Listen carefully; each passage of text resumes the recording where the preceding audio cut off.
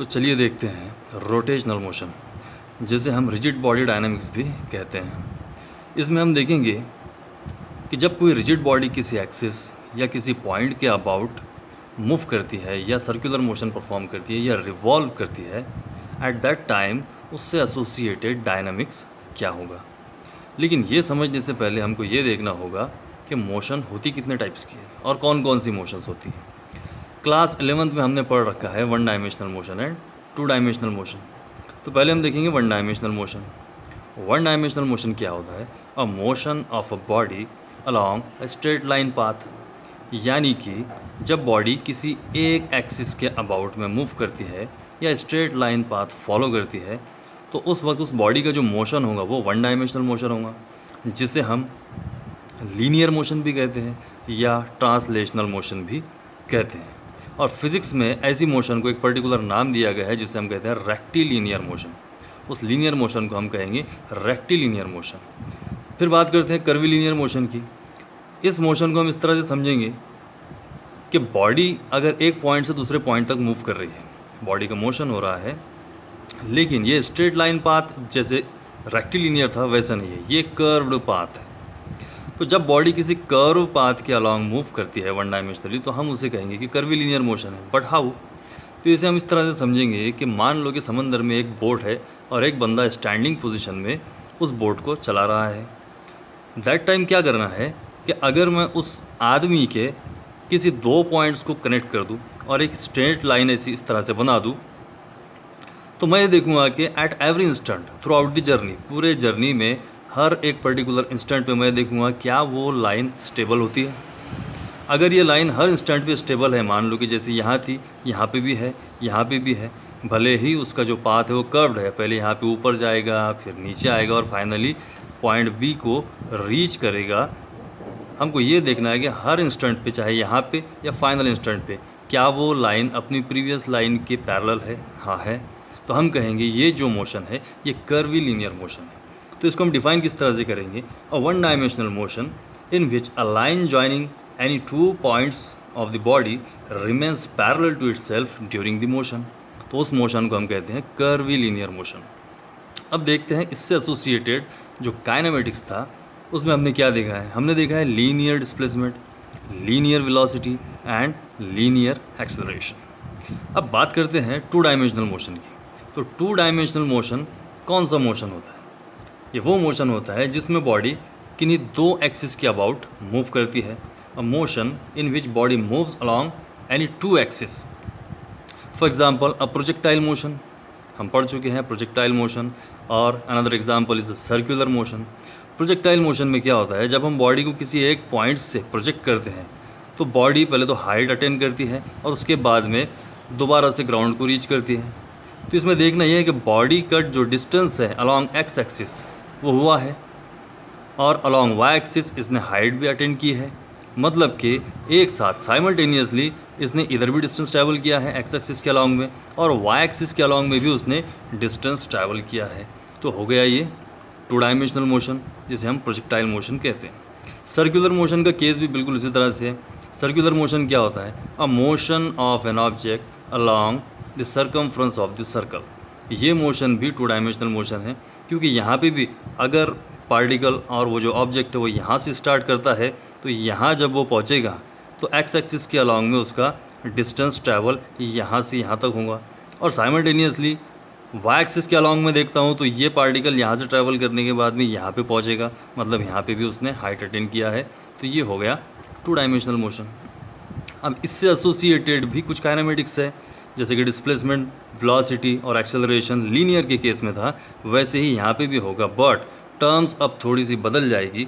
जैसे कि हमने यहाँ पे देखा है कि linear displacement, linear velocity, linear acceleration for one dimensional motion, but in case of two dimensional motion ये सारी टर्म्स चेंज होकर एंगुलर बन जाएगी, जैसे कि angular displacement, angular velocity and angular acceleration. Circular motion. What is circular motion? A motion of a body along the circumference of the circle is called as a circular motion। यानी कि किसी भी body का वो motion जिसमें वो circular path में move करती है, ऐसी मोशन को हम कहेंगे a circular motion. Circular motion के दो टाइप्स होते हैं, एक होता है यूनिफॉर्म सर्कुलर मोशन और दूसरा होता है नॉन यूनिफॉर्म सर्कुलर मोशन। तो पहले हम समझेंगे कि यूनिफॉर्म सर्कुलर मोशन क्या होता है। यूनिफॉर्म सर्कुलर मोशन किसी भी बॉडी का वो मोशन होता है जिसमें उसकी स्पीड जो है, स्पीड कांस्टेंट होती है, स्पीड कांस्टेंट होती है। अब वो स्पीड फिर चाहे लीनियर हो या एंगुलर, दोनों भी कांस्टेंट होगी, एंगुलर वेलोसिटी भी कांस्टेंट होगी, but linear velocity do not remains constant in UCM. Uniform circular motion में लीनियर वेलोसिटी कांस्टेंट नहीं होती है, बल्कि ये वेरिएबल होता है। अगर हम इधर देखें नॉन यूसीएम की अगर बात करें तो नॉन यूसीएम में कुछ भी कांस्टेंट नहीं रहता। सारी की सारी क्वांटिटीज़ चाहे वो लीनियर की हो या एंगुलर की हो, चाहे वो लीनियर वेलोसिटी हो या एंगुलर वेलोसिटी हो, ये सब वेरिएबल होंगी, ये सारी की सारी वेरिएबल होंगी, कुछ भी इनमें से कांस्टेंट नहीं रहेगा। तो बात करते हैं यूनिफॉर्म सर्कुलर मोशन की।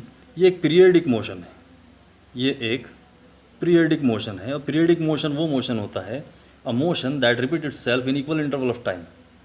यानी कि अगर कोई पार्टिकल सर्कुलर मोशन परफॉर्म कर रहा है और उसकी स्पीड अगर कांस्टेंट है तो हर बार एक रिवॉल्यूशन कंप्लीट करने के लिए वो एक जैसा ही टाइम लगाएगा। तो चलिए समझते हैं कि मान लो कि एक पार्टिकल है या एक ऑब्जेक्ट या कोई बॉडी है जो सर्कुलर मोशन परफॉर्म कर रही है, यूनिफॉर्म सर्कुलर मोशन परफॉर्म कर रही है, और उसका जो सेंस ऑफ रोटेशन है वो sense of rotation anti clockwise है। सर्कल का जो सेंटर है वो ओ है और इसका जो रेडियस है वो मान लेते हैं आर है।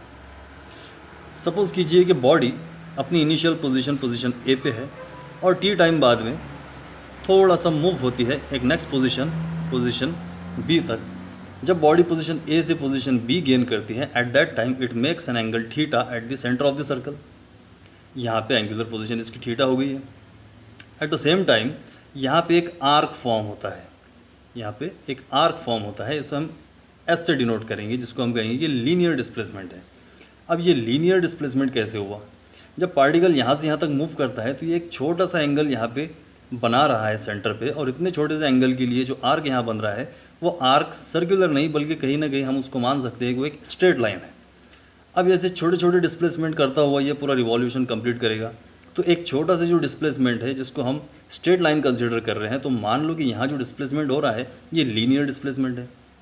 इसी तरह से हम देखेंगे कि जब पार्टिकल इस पोजीशन पर था तो उसकी लीनियर वेलोसिटी की डायरेक्शन किधर थी, तो लीनियर वेलोसिटी की डायरेक्शन उसकी यहाँ होंगी। जब पार्टिकल पोजीशन बी पे गया तो लीनियर वेलोसिटी की डायरेक्शन यहाँ होंगी। हम कह सकते हैं कि लीनियर वेलोसिटी की जो डायरेक्शन है it is along the tangent to the circle. तो ये टेंजेंशियल वेलोसिटी भी हम इसको कह सकते हैं लीनियर वेलोसिटी। और हर इंस्टेंट पे at every point of time आप देखोगे लीनियर वेलोसिटी की जो डायरेक्शन है, जैसे जैसे वो घूम रहा है ये वेलोसिटी की डायरेक्शन चेंज हो रही है। बट देखने वाली बात यह है, तो इसकी स्पीड के बारे में हम बात कर रहे थे कि स्पीड का क्या। अगर फर्स्ट पोजीशन पे मान लो कि इस वेलोसिटी का जो मैग्नीट्यूड है यानी कि इसकी जो स्पीड है वो 3 मीटर पर सेकंड है, तो यहाँ भी 3 मीटर पर सेकंड होगी और यहाँ भी 3 मीटर पर सेकंड होगी। At every point of time you will see that the magnitude of linear velocity is same और कांस्टेंट। तो इसीलिए हम कह सकते हैं कि इसका जो मैग्नीट्यूड है वेलोसिटी का वो कांस्टेंट होगा। But this because of this reason that the velocity is continuously changing its direction, we can say that the linear velocity is variable in uniform circular motion. अब बात करते हैं लीनियर एक्सेलरेशन की। तो velocity change हो रही है, velocity की डायरेक्शन चेंज हो रही है, इसलिए यहाँ पे एक लीनियर एक्सेलरेशन भी प्रेजेंट होगा ही होगा, जिसका एक कंपोनेंट इस लीनियर वेलोसिटी के अलोंग होगा और जो अनदर कंपोनेंट है वो सेंटर की तरफ होगा, सर्कल की। तो ये जो एक्सेलरेशन का कंपोनेंट है जो वेलोसिटी के लीनियर वेलोसिटी के अलोंग है उसे हम टेंजेंशियल एक्सेलरेशन कहते हैं, और अनदर कंपोनेंट जो एक्सेलरेशन का सेंटर की तरफ है उसे हम सेंट्रीपिटल या रेडियल एक्सेलरेशन कहते हैं। चूँकि ये यूनिफॉर्म सर्कुलर मोशन है तो ये टेंजेंशियल एक्सेलरेशन तो यहाँ पे ज़ीरो होगा क्योंकि स्पीड कांस्टेंट है और कांस्टेंट का जो डेरिवेटिव होता है वो ज़ीरो होता है। बट इस सिचुएशन में भी जो सेंट्रीपिटल एक्सेलरेशन है वो ऑलवेज वहाँ पे प्रेजेंट रहेगा। अब अगर एंगुलर की बात करें तो एंगुलर पोजीशन पार्टिकल की या बॉडी की हर इंस्टेंट पे चेंज हो रही है, और due to the change in angular position it will give angular displacement. अब जब एंगुलर डिस्प्लेसमेंट हमको ऑब्टेन होगा तो ऑब्वियस थिंग है कि एंगुलर वेलोसिटी भी वहाँ पे प्रेजेंट होगी, और एंगुलर वेलोसिटी है तो एंगुलर एक्सेलरेशन भी होगा। बट देखना यही है कि एंगुलर वेलोसिटी जिसको हम ओमेगा बार से डिनोट करते हैं और उसका जो मैग्नीट्यूड होता है एंगुलर स्पीड, ये दोनों भी कांस्टेंट होती है यूसीएम में। यूनिफॉर्म सर्कुलर मोशन में लीनियर वेलोसिटी का मैग्नीट्यूड, एंगुलर वेलोसिटी और एंगुलर वेलोसिटी का मैग्नीट्यूड, ये सारी क्वांटिटीज़ कांस्टेंट होती है यूसीएम में। और इसी से हमें कुछ रिलेशन ऑप्टेन होते हैं, जैसे कि S is equals to R theta, V is equals to R omega और A is equals to R alpha. ये कुछ रिलेशंस है जिसमें लीनियर और एंगुलर दोनों की टर्म्स एक साथ इन्वॉल्व है, जो कि सर्कुलर मोशन हो या रोटेशनल मोशन हो, इसको अंडरस्टैंड करने के लिए बहुत ही ज़्यादा हेल्पफुल रहेंगी। तो आगे हम देखेंगे कि एंगुलर डिस्प्लेसमेंट, एंगुलर वेलोसिटी और एंगुलर एक्सेलरेशन क्या होता है, थोड़ा सा उसका एक फील लेने की कोशिश हम करेंगे यहाँ पे। मान लो एक पार्टिकल है जो सर्कुलर मोशन परफॉर्म कर रहा है और उसका जो सेंस ऑफ रोटेशन है वो एंटी क्लॉकवाइज है। इस सर्कल का जो सेंटर है वो है O और रेडियस वेक्टर होगा r बार। सपोज करो पार्टिकल पोजीशन A से पोजीशन B तक t टाइम में जाता है और यहाँ पर ये छोटा सा एंगल बनाता है। अब एंगल अगर बहुत ज़्यादा छोटा हो तो हम थीटा की जगह यूज़ करेंगे डी थीटा। हम उसको डी थीटा से डिनोट करेंगे, जो कि हमारा एंगुलर डिस्प्लेसमेंट होगा। तो एंगुलर डिस्प्लेसमेंट जो इसका है बहुत ही ज़्यादा छोटा सा है, इसलिए हम उसको डी थीटा से डिनोट कर रहे हैं। अब इसके लिए ऑब्वियस थिंग है कि जो यहाँ पे आर्क बन रहा है वो आर्क को हम एक स्ट्रेट लाइन भी कंसिडर कर सकते हैं। तो वो जो लीनियर डिस्प्लेसमेंट होगा वो होगा ds। अब अगर हमें आर बार की वैल्यू पता है, रेडियस की वैल्यू पता है और यहाँ पे बनने वाले एंगल की अगर वैल्यू पता है, तो हम ds की वैल्यू को फाइंड आउट कर सकते हैं एक फार्मूले से, जो कि होता है angle is equals to arc length by radius. हम देखेंगे यहाँ पे बनने वाला एंगल कितना है डी थीटा, आर्क लेंथ कितना है ds और रेडियस r, एंड देयरफॉर हमको एक रिलेशन यहाँ पे ऑब्टेन होता है, वो होता है ds is equals to R D theta. अब देखते हैं एंगुलर वेलोसिटी। एंगुलर वेलोसिटी क्या है? Angular velocity is the rate of change of angular displacement with respect to time. Angular velocity को हम ओमेगा बार, ये डब्ल्यू नहीं है, ये ओमेगा है, ओमेगा बार से डिनोट करते हैं। और हम मान रहे हैं कि ये एक वेक्टर क्वांटिटी है, ये स्केलर भी होती है और वेक्टर भी होती है। इसके लिए कंडीशन होती है कि अगर ये इनफाइनाइटेसिमल स्मॉल है, for infinitesimal small angular velocity it can be considered as a vector quantity. तो हम मान के चल रहे हैं कि वेक्टर क्वांटिटी है, ओमेगा बार से हम इसको डिनोट करेंगे और इसका जो रिलेशन होगा वो होगा D theta by D T. जैसा कि हमने एंगुलर डिस्प्लेसमेंट में इसको वेक्टर कंसिडर किया था, डी थीटा में रिजल्ट ऑब्टेन किया था, तो ये एक वेक्टर क्वांटिटी थी। डेल्टा थीटा स्केलर क्वांटिटी थी। उसी तरह से यहाँ पे जो एंगुलर वेलोसिटी है ये भी एक वेक्टर क्वांटिटी है, D theta by D T. अब एंगुलर वेलोसिटी में भी दो टाइप्स होते हैं। एक होता है एवरेज एंगुलर वेलोसिटी, जिसको हम डिनोट करेंगे एवरेज फॉर्म में, जैसा कि एंगुलर डिस्प्लेसमेंट में एक एवरेज एंगुलर डिस्प्लेसमेंट था, उसी तरह से वेलोसिटी में एक एवरेज एंगुलर वेलोसिटी होगी और इसका जो रिलेशन होगा वो होगा delta theta upon delta T. इसको हम इस तरीके से लिख सकते हैं θ2 minus θ1 by T2 minus T1। But instantaneous angular velocity की बात करें तो इंस्टेंटेनियस एंगुलर वेलोसिटी एक वेक्टर क्वांटिटी होती है, जिसको हम डिनोट करते हैं D theta by D T से। एंगुलर डिस्प्लेसमेंट और एंगुलर वेलोसिटी ये दोनों भी वेक्टर क्वांटिटीज़ हैं। तो इनकी डायरेक्शन को हम कैसे रिप्रेजेंट करेंगे? तो इनकी डायरेक्शंस को रिप्रेजेंट करने के लिए हमको यूज़ करना होगा राइट हैंड थंब रूल। और राइट हैंड थंब रूल से हमें पता चलेगा कि एंगुलर डिस्प्लेसमेंट हो या एंगुलर वेलोसिटी हो, इनकी डायरेक्शन किधर होगी। अगर कोई पार्टिकल सर्कुलर मोशन परफॉर्म कर रहा है और उसका जो सेंस ऑफ रोटेशन है वो एंटी क्लॉकवाइज है, तो anti clockwise sense of rotation के लिए एंगुलर डिस्प्लेसमेंट की जो डायरेक्शन होगी वो वर्टिकली अपवर्ड होगी, और उसी तरह से एंगुलर वेलोसिटी की भी डायरेक्शन उसी तरह होगी जिस तरह एंगुलर डिस्प्लेसमेंट की। और अगर सेंस ऑफ रोटेशन वो अगर क्लॉकवाइज हो, for clockwise sense of rotation angular displacement and angular velocity both will directed vertically downward. दोनों का जो डायरेक्शन होगा वो वर्टिकली डाउनवर्ड होगा। अब देखते हैं वो रिलेशन जहाँ पे लीनियर वेलोसिटी और एंगुलर वेलोसिटी एक दूसरे से इंटर रिलेटेड है। हमें पता है linear velocity v is equal to होता है ds upon D T, rate of change of linear displacement with respect to time. अब करना क्या है कि ds की वैल्यू को मुझे रिप्लेस करना है वो मैं कैसे करूँगा कि हमने एंगुलर डिस्प्लेसमेंट में देखा है कि D S is equals to होता है आर डी थीटा। हम जस्ट इसकी जो वैल्यू है डी एस की वो इस रिलेशन में पुटअप करेंगे और मिल जाएगा V is equals to R omega. तो डी एस इक्वल्स टू है R D theta upon D T. अब देखिए आर तो कांस्टेंट है इसलिए वो डिफरेंशिएशन के बाहर रहेगा, और D theta by D T क्या होता है, ये होता है rate of change of angular displacement with respect to time and which is nothing but the angular velocity. तो हो गया ये omega, v is equals to R into. अब बात करते हैं एंगुलर एक्सेलरेशन की। एंगुलर एक्सेलरेशन को हम अल्फ़ा बार से डिनोट करते हैं and it is defined as the rate of change of angular velocity with respect to time. ये एक वेक्टर क्वांटिटी है, alpha bar is equals to हो जाएगा D omega bar by D T. अब angular acceleration भी दो तरीक़ों का होता है, एक होता है एवरेज एंगुलर एक्सेलरेशन और एक होता है instantaneous angular acceleration. Average angular acceleration में क्या होगा कि यहाँ पे वेलोसिटी का रेट तो चेंज होगा but final angular velocity minus initial angular velocity, तो angular velocity final minus angular velocity initial by delta T, ये हो गया average angular acceleration.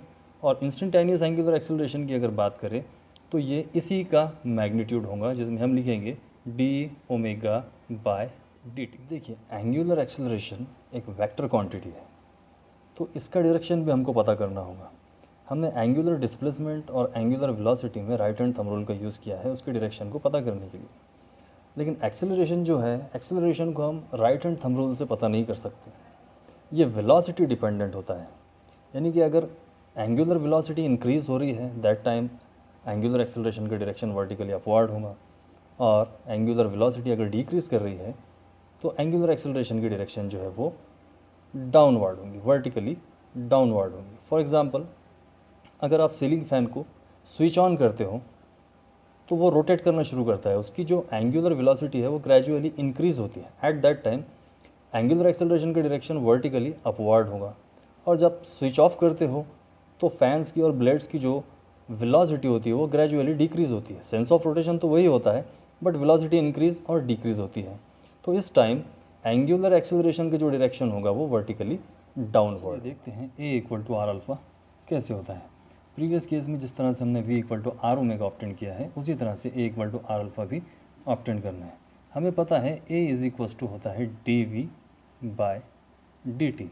The rate of change of linear velocity with respect to time gives linear acceleration. हमें करना क्या है, यहाँ पे v की वैल्यू को पुटअप करना है। और प्रीवियस केस में हम देख चुके हैं कि v इज इक्वल्स टू होता है आर ओमेगा। हम जस्ट इसकी वैल्यू यहाँ पे पुट करेंगे तो v इज इक्वल्स टू हो गया आर ओमेगा। अब देखिए r जो है रेडियस वेक्टर जो है वो ऑलवेज कांस्टेंट होता है, इसलिए वो डिफरेंशिएशन का पार्ट नहीं बनेगा। हम उसको डिफरेंशिएट नहीं करेंगे, उसको डिफरेंशिएशन से बाहर ले लेंगे और ओमेगा को डिफरेंशिएट करेंगे। तो ये बन गया R D omega by D T, and according to the definition D omega by D T होता है alpha, the rate of change of angular velocity with respect to time gives angular acceleration. तो इस तरह से मिल गया A is equals to R alpha.